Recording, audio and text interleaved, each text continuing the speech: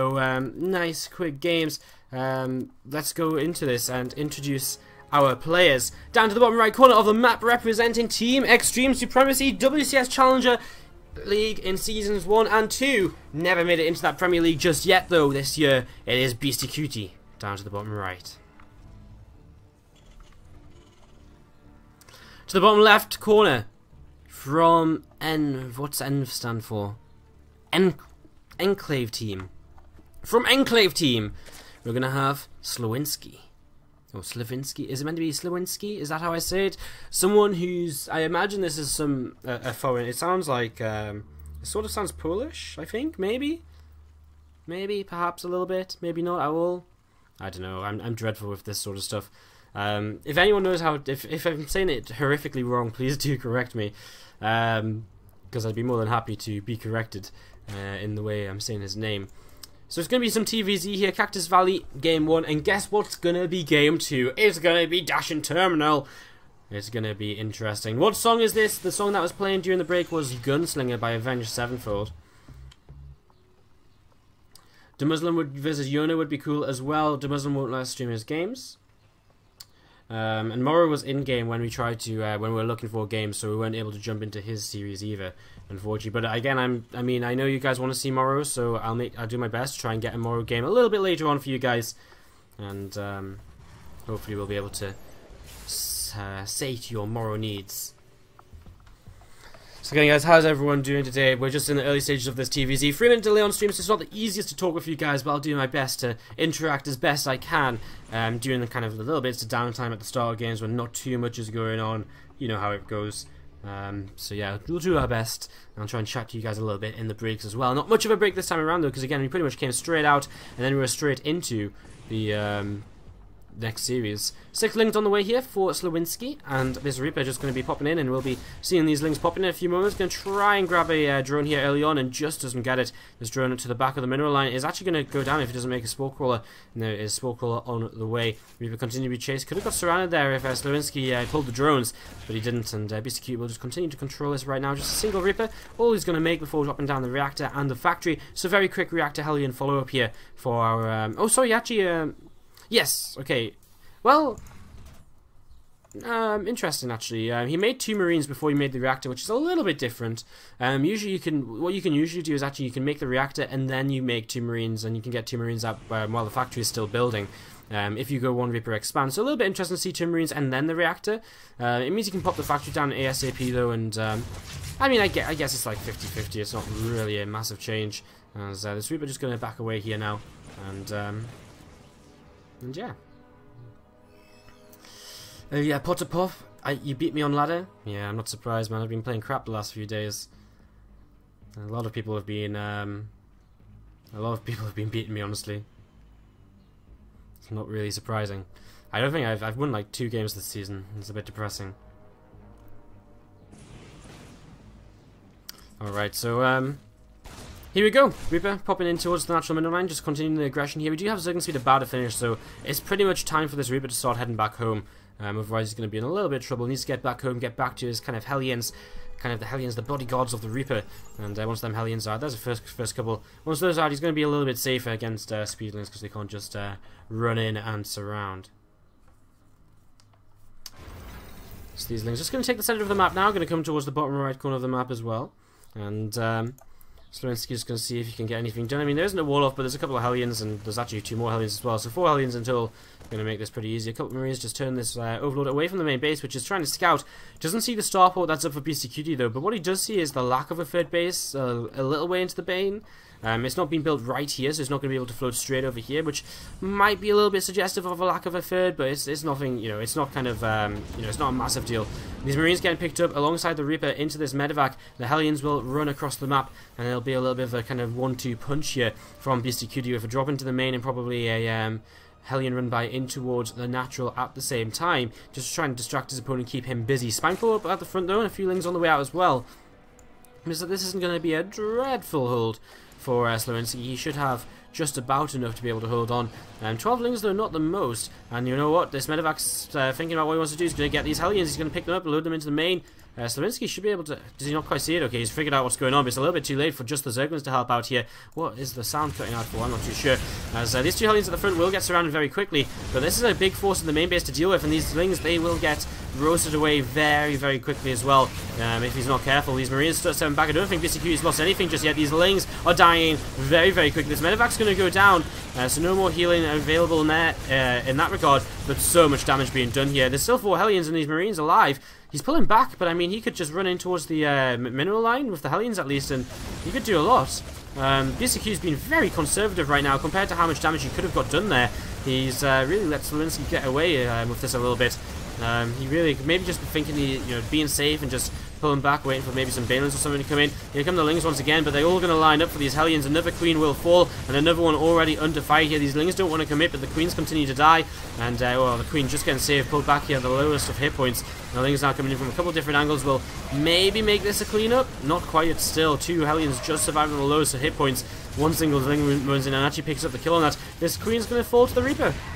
And after all of this, Beastyqt back at home, of course, is just macroing his heart away. 3rd CC on the way up, a couple of extra barracks being added on. He's just transitioning into the rest of his game here. Engineering Bay is up and running, and so his upgrades are started.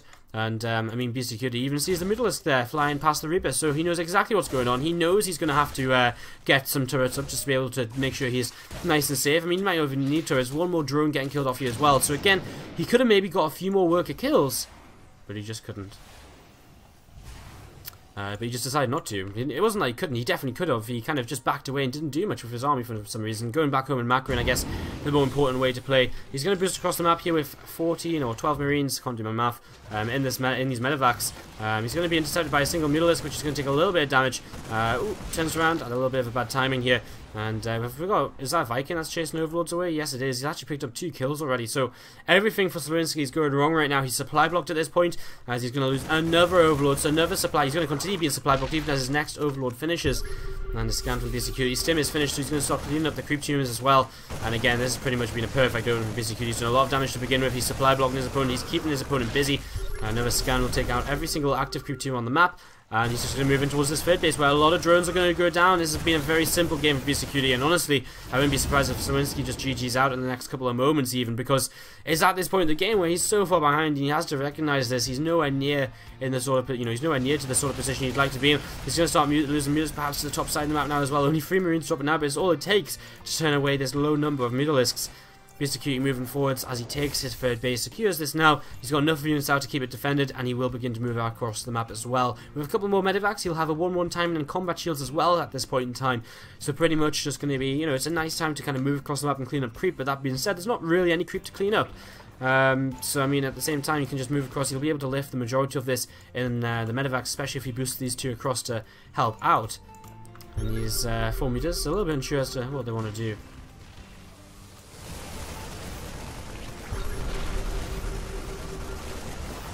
Marines continue to clean up Overlords here. Slawinski continues to just be supply block. Balins continue to roll in.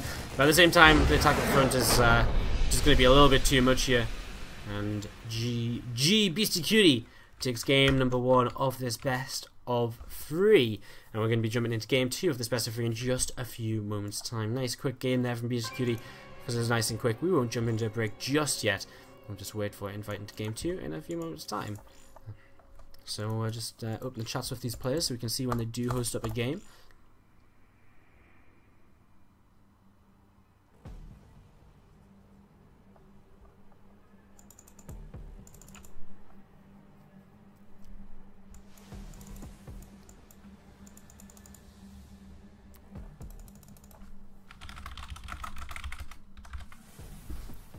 So just waiting to get invited into the 2nd game here. No game just yet, so we're just gonna wait for this. That was just game number 1 though. 2nd game will be on Dash and Terminal, which I'm excited about. First time casting it.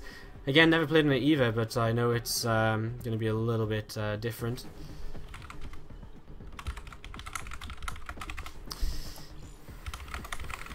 Just ask for our invite as the game does get hosted, and get ready to jump into this, guys.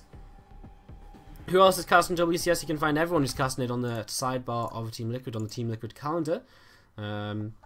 Is anyone else casting it in English? I think Bacon Infinity's an English cast. They're down there with 13 viewers right now. That's a bit brutal. As we jump into Beastyqt Slawinski game. number 2.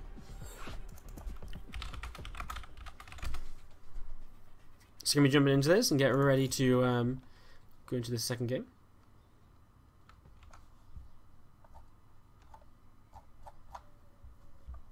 Daishi already eliminated by a Protoss player. Wow. Again, guys, if you want to check out the brackets, exclamation mark B or exclamation mark bracket into the chat, or exclamation mark grid, whatever you prefer. You can type that in, and it'll bring you the brackets to explore in depth. We're not going to look at the brackets until they're kind of got until the Team Liquid bits kind of filled in. It's starting to get filled in. There's a few players in the round of 64 of each. I guess it is just the round of 64. So yeah, there's a few players in the round of 64, and that's where the Team Liquid gets filled in. We'll have a look at the brackets a little bit later, though. To go through the entire bracket takes forever, those.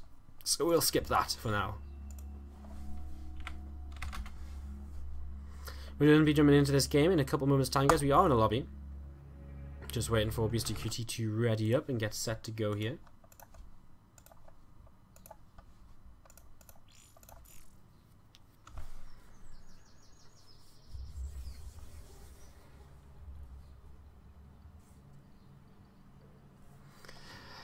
You know, everyone's complaining about the heat, and it was so funny. Everyone was complaining about the heat, and you know, it was quite a nice day this morning. But when everyone really started complaining about this heat this afternoon, I was like, just looking out my window. I was like, huh, that's interesting, because all I can see is torrential rain and a little. Oh yeah, that's lightning. It was pretty nasty. It's kind of got a bit nicer now, but it's not as nice as it was earlier. Like really early this morning, it was so sunny. Then it was torrential, and now it's kind of nice. It's been one hell of a back and forth day in terms of weather here in Newcastle. Well, not quite Newcastle, but near to Newcastle, in the north of England. I mean, I'm close to Scotland, I guess. What should I really expect, apart from weather being all over the place and a little bit unpredictable? Guys, let's go in game. Not in the upper left-hand corner of the map is going to be our green Terran player up a game right now in this best of 3 series. Beastyqt. He will land at this gold base. This is a little bit ridiculous. We're on Dash and Terminal, and I didn't realise that the gold base was literally this close to your main. You know what? I actually don't think there's a reason. I don't think there's any reason not to take the gold base on this map, because you know, like on Habitation Station, it takes longer than that to fly over, and people were fine with doing it there. This is ridiculously quick. And then you can move over here, take a natural on the island. And the upper, well, the 3 o'clock position here on Dash and Terminal is going to be from Team Enclave, Slawinski.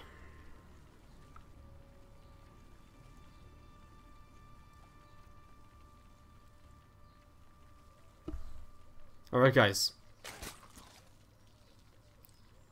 How's everyone doing?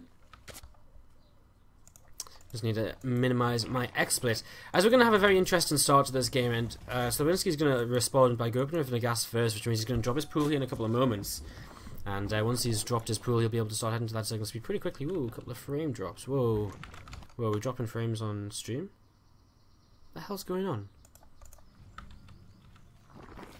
14 network spikes per minute? Alright, hopefully this is a little bit better now, guys. I don't know what's going on the last couple of days with the internet. Gonna have to tell my parents off. You know, guys, you just can't watch Netflix all day. I've got a job to do. Hello, Lepsed1265. How are you doing today? Thanks for stopping by once again. Yes, observers, look at this. Look how exciting that is. So Beastyqt over here already got gas down. He's going to open with a marine, and I imagine that's going to be a fast factory to follow this up, so he's going to go straight into his Hellions. And so I don't think this 14-14 opening is really going to work out that well at all.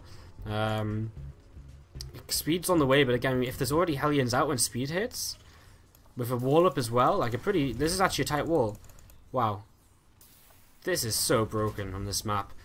Like, I guess you could wall in Habitation Station, but I'm pretty sure it took a little bit more than this, right? But if you walled in Habitation, I guess you also had to have your add-ons in the wall. BC starts to play. He's going to be completely safe against anything here. He might actually not start. He's just checking. He's making sure that's a wall off. I guess he might not actually start a reactor. He might just build Hellions one at a time. And that's what he's going to do right now. He's going to have the gas to start up a starport as well, if you would like. This poor SUV wants to get back to mining, but I don't think it can. Is it walled in over here? I think that's a wall in as well. So these SUVs are completely safe on this mineral line. Some lings on the way. I mean, a lot of lings and drones on the way. Actually, I didn't realize the drones were coming, guys. I was paying too much attention to Beastyqt's wall off. But it's just not going to work. I mean, he's just not going to be able to. Even if he kills this, this is a wall in. You know, he's completely walled in, and unfortunately for Slawinski, this is going to be completely fail.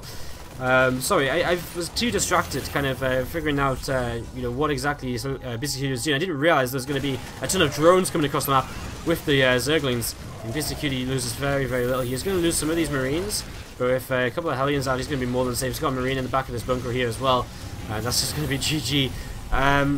This map's broken, is my analysis of this. This is my analysis, that this map is broken.